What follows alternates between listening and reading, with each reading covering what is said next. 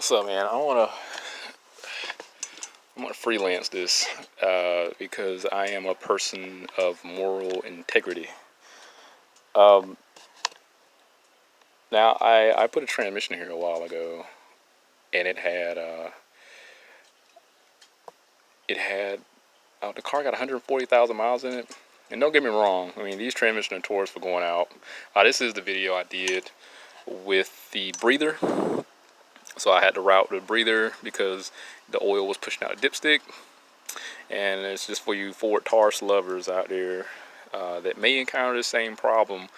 And being that there's very little information on transmission symptoms, maybe I can just chime in with my unique issue, and hopefully I can give a little bit more in-depth analysis. Nothing too in-depth because we're not tearing this transmission apart, but I'll be as descriptive with the symptom as possible. That over there is a transmission filter, and that transmission filter came out the transmission I just put in some months ago. Now I did have to replace the breathing system because of it pushing out a dipstick, and an attempt to not have to earn the warranty. I'm not trying to push off on it, but at the same time, it's a 6-month warranty. I don't want this going bad, and I would expect every part that I put in here that offer a 6-month warranty with low mileage shouldn't go bad. This transmission went out at 140,000, assuming that it actually did went out, and I'm just going off of hindsight, being that it's 2020. What had happened was this car initially displayed symptoms where it would go into drive and suddenly just stop. So you shut the car down, let it cool down, start it back up, it will engage in gear, and after maybe 20 seconds, if that, it'll disengage, shut the car down, and repeat the process. So I had an Acura that I had put a transmission in. I did a video on that, and what had happened, it had the same symptoms.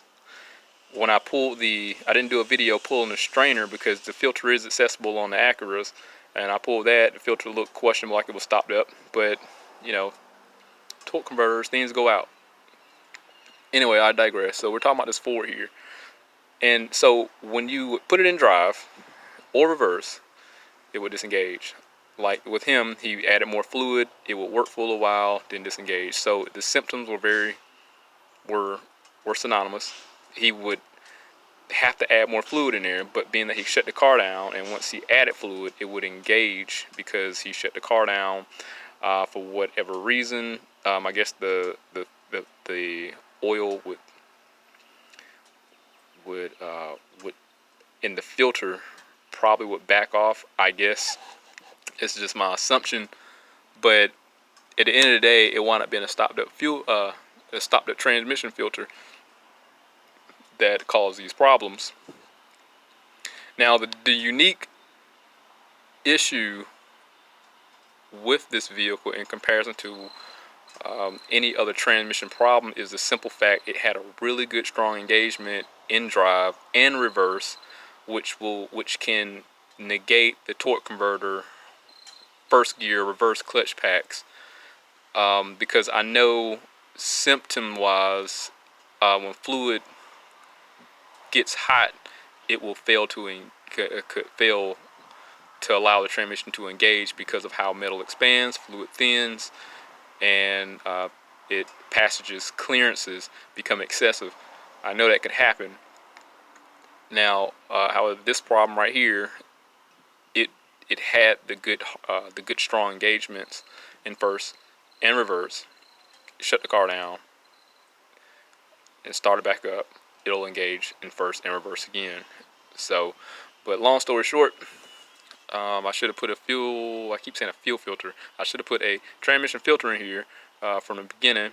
Now I didn't, only because this car, the transmission had 66,000 miles. Why bother to do it and just wait till 100,000 miles then do it? That's what I was thinking. And being that I still got to honor a warranty, the fluids change, I would assume everything was going to be fine. I didn't change the strainer, and months later down the road, we wound up having a problem.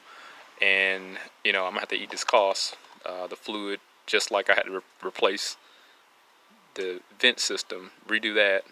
I had to redo that, and I had to redo this.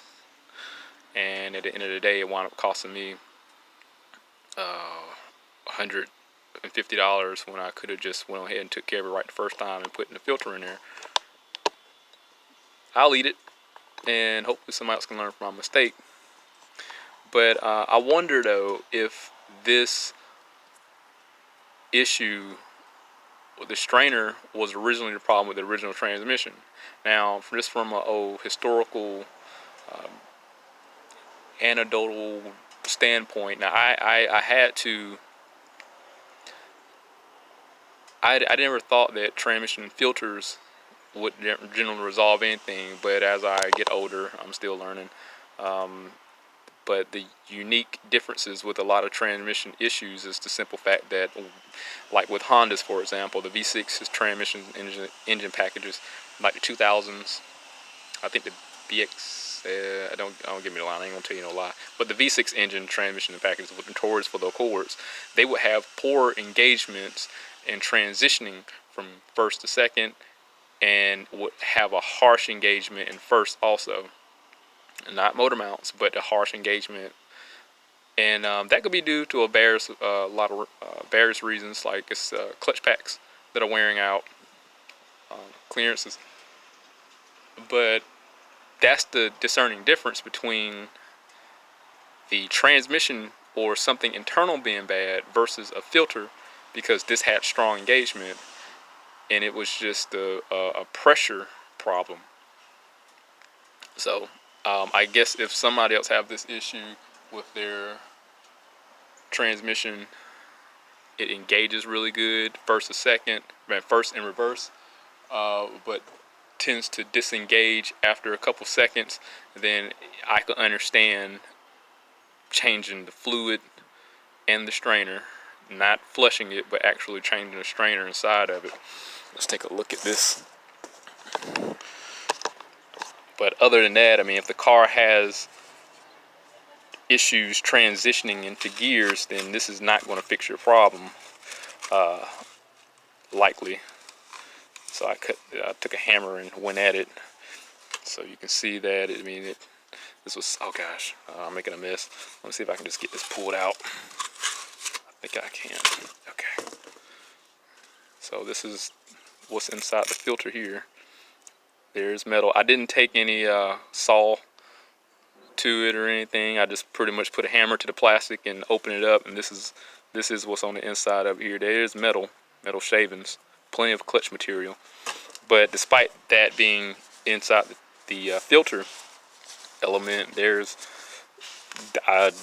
before, I mean, I couldn't. I topped the fluid off when I originally got it. It didn't want to do anything. After 10 seconds, it'll engage and then just disengage.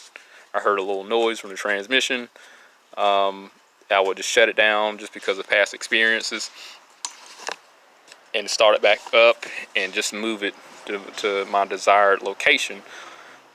And I was like, you know what? There's no information on this. Just take a chance. Look at that. Look how bad that stuff is. I was going to take a chance and change the filter and see where it go from there. I mean, this was obviously stopped up. And I kind of feel guilty even like putting this online, but it's not a reflection of my quality of work, because again, I mean, this is out of my pocket.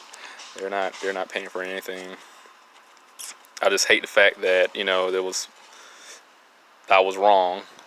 But then again, I mean, if it affects me in a way that I'm wrong, then I'll remember this forever. So I don't mind the humiliation. So yeah, I'm just like, I'm relieved that I don't have to warranty this transmission, but disappointed the simple fact that, well, I should have taken care of this early on and not have to worry about it. But at the same time, I mean, I couldn't the future and say that this was going to occur. So it did. And like I said, I'm sharing that experience with you guys. So this filter sits in there like this, folded over. So I just find it. I just would have never thought. I would have never thunk that a filter would actually fix the car. I just always thinking like, well, internal transmission problems are just internal transmission problems, and that's pretty much it. You need a transmission, A and B. That's it. You know, there was no in between. Now, don't get me wrong. I mean, I have fixed vehicles that had shift problems and it wound up being like shift solenoids or something faulty internal. I got a video with Nissan Titan, my brother's truck, where I went inside and it had a broken wire. You know, fixed the shifting discrepancy. You know, so again, I mean, if the vehicle engages real strong in first, engages real strong in reverse, but disengages after a couple seconds, it gives you enough time to move the vehicle and it's really strong, likely there's going to be a fault with the strainer, and it makes logical sense. It makes perfect sense. I'm not saying I can't imagine. Oh yeah, let me go back. There was no check engine lights, so there was no codes present. And I guess because the vehicle is not that intelligent enough to make to know if there's pressure problems within inside itself. So, but no codes, good engagement first and second, I mean first and reverse, and fluids topped off. So, I guess that's all the information I got for you. You know, it's going to wind up being the filter, likely. And like I said, there was a little bit of noise coming from the transmission. Nothing clunking, no knocking, just a little whine, but insufficient pressure, inadequate fluid, air in the system. You know, that'll cause that. So, but look, this car's done. I have taken on a few mile test drive. Went on a steep hill. It pulled just fine like normal. I got the car. It ain't gonna do shit. Like, I'm surprised the customer even made it here, but hey, it's fixed. I guess this is my moral obligation, providing the world with some substance. So I guess that's what it is. But look, hey, hit that link, subscribe to the channel, stay informed, have the reassurance of my work, because I might fuck up again, just like I should have put a freaking filter in this and not be making this video. But if I didn't do it, I wouldn't be providing people with information. So this is my fixed with the shift engagement issue. And hopefully, if somebody have a Ford Taurus, try changing the fluid. Costs about $90 to do. Gasket's reusable. You know.